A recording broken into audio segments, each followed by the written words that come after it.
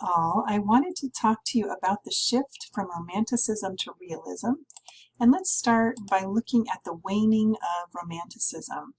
This happened because the Romantics were so preoccupied with the imagination that the real problems of life in the world seemed to get pushed aside, and the public was demanding a more earthy, practical type of literature. I also want to touch on Transcendentalism because this is an American offshoot of Romanticism, and it has a little twist though. So they have many of the same tenets of Romanticism, but they believed that divinity resided in the individual. Then through imagination, the human mind could extend itself to affect change both personally and globally.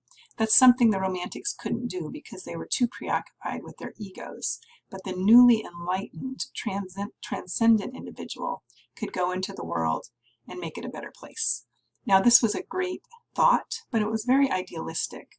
And especially so when you think about two of the main people who represented the Transcendentalist movement were Ralph Waldo Emerson and Henry David Thoreau. We know that Henry David Thoreau went out by Walden and lived just in nature and tried to survive that way. But what makes this a little disingenuous is both Emerson and Thoreau, first of all, were white males who were privileged, who went to Harvard, had money, and Emerson actually owned this land and allowed Thoreau to stay there. Thoreau also went home in between staying in the woods he lived within, I think, walking distance of where his mother lived in Massachusetts, so he would go have dinner with her and things like that. So he wasn't necessarily roughing it, he was trying it out, and he didn't really have the hardships that somebody who actually did have to live off the land would face. So there was some controversy about the Transcendentalist idealism at the time. So let's look now at a picture of Romantic art. And I just want to show you this contrast as Romanticism shifts to Realism. Now here is a Romantic period art, a picture that is depicting people going off to war. And you've got the flag up there. It's kind of idealized. Romantics were very obsessed with the hero. And so this looks very one-sided about what war might be like, going off gloriously as heroes to war. And now here is a picture during the realist era of war, and it shows this huge shift. Here are people laying on the field. It's not this beautiful rendition of what war is like anymore. So when realism comes in, second half of the 19th century, it's precisely what it sounds like. It is paying attention to detail and trying to replicate the true nature of reality. Now in writing, novelists had never attempted anything like that. And so this style is very journalistic and objective.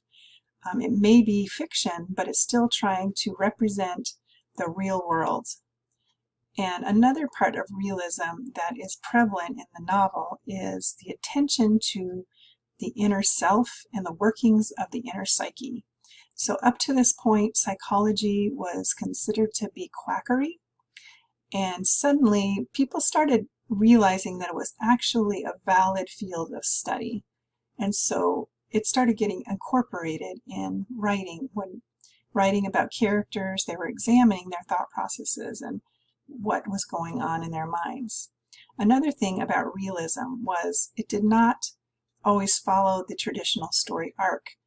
And there is a definite arc that we've studied, Freytag's pyramid, that has a rising action, a climax, falling action, and resolution. Almost like resolving something at the end, happily ever after perhaps. But the realists said, life doesn't happen that way. It doesn't always resolve at the end. It doesn't always have a happy ending.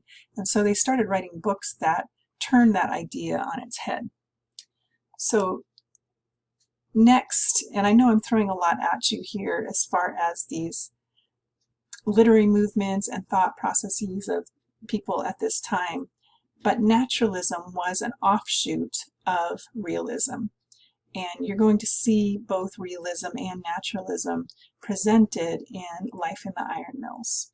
So naturalism goes one step farther than realism, and it highlights the idea that heredity and social conditions were unavoidable determinants in one's life, so that a person is fated to whatever station in life their heredity, environment, and social conditions prepare them for. So it's kind of inescapable. A poor immigrant could not escape a life of poverty because preconditions were the only formative aspects of existence that mattered. Naturalism dispensed with the notion of free will, or at least a free will capable of enacting real change in life's circumstances. So if you were born poor, you were going to stay poor. If you were born upper class, then you were able to stay there. And that's kind of what naturalism focused on, was this lower class of people who could not change their circumstances. They were fated to be wherever they were born to be. So let's bring in Rebecca Harding Davis. She's the author of Life in America in the Iron Mills. And this story that she wrote is just groundbreaking for the time, because she's writing this, it's 1861, so realism is starting to be an idea in people's minds, but it hasn't really established itself yet. And here she comes out with this realist work that is just so different than anything that had been written before it. And it addresses the ideas of naturalism and realism and romanticism all within it, and it has critiques on society and the upper and lower classes and capitalism and all these things that had progressed because of the Industrial Revolution and how the world had changed. So it's a pioneering document in American literature's transition from Romanticism to realism. In a period that enthroned Romanticism, Davis developed a literary theory of the commonplace, nearly 2 decades before William Dean Howells used the concept that insisted on telling the story of today. So William Dean Howells, he's a figure that comes along later, and he is considered to be the father of realism, really. And he was instrumental in getting authors to be printed, including Mark Twain, with these realistic stories. However, Rebecca Harding Davis is like 20 years before him, basically, with this story. So she's really amazing here. And let's look at Life at the Iron Mills a little bit. So it's a 3-tiered narrative structure. And so it is looking at the hierarchical social strata of mid-19th century America. So the upper tier is the narrator who's narrating the story. She's considered maybe the wealthy class. And then the middle tier is Deborah, who is a character in the story. She serves kind of as a guide to readers, and she brings them down to the lowest tier, which is the iron mill, kind of considered the underworld where this other character, Hugh, exists at. So there's these 3 layers of reality here, all which represent things that are actually going on in America at the time. And Deborah, this character in the story, she serves as a guide. Her purpose is to lure readers into this new form of fiction without alienating them before they descend into the lower realms. Why do you think that readers of the time period needed a guide to go down into these lower realms? One reason is a large part of society were illiterate, especially the lower class. They were not necessarily the readers of the time period. It was the wealthy elite class that was reading. So if you've got a wealthy woman, say, sitting in her parlor who avoids being around lower class people, being around those neighborhoods, she's circulating in high society parties and such, she's not going to know what to do with this type of literature. It had never been printed before. To suddenly describe the the horrible realms of the iron mill and what people were living through would have been shocking to readers. So Harding Davis is really smart here. She creates Deborah as a character to lead people down into this mill, to make them feel comfortable enough to go with her to witness it. So next, we're going to look at this character, Hugh Wolfe. He works down in the iron mill. He is a representative character of naturalism. So he has been born into the station and he cannot rise above it. He's going to be in the iron mill to be a lower class citizen working hard for life. But he's an artist, even so. And he uses the refuse from the mill called coral to shape figures. He makes sculptures out of them. So in the story, he makes this beautiful sculpture of a woman that the owners of the mill find and see, and they're just fascinated by it. So here's a quote. It says, "He had stepped aside where the light fell, boldest on the figure, looking at it in silence. There was not one line of beauty or grace in it. A nude woman's form, muscular, grown coarse with labor, the powerful limbs, instinct with some one poignant longing. One idea, there it was in the tense, rigid muscles, the clutching hands, the wild, eager face, like that of a starving wolf. Kirby and Dr. May walked around it, critical, curious. Mitchell stood aloof, silent. The figure touched him strangely. What does the fellow intend by the figure? I cannot catch the meaning." And here's what Hugh Wolfe says, "She be hungry." Okay, so here are the owners of the mill, these rich white men. They see this beautiful carving and they want to know what it means. Like, why does she have this poignant longing within her? What does it mean? They don't get what it is because they've never been hungry, not just physically hungry, but hungry spiritually.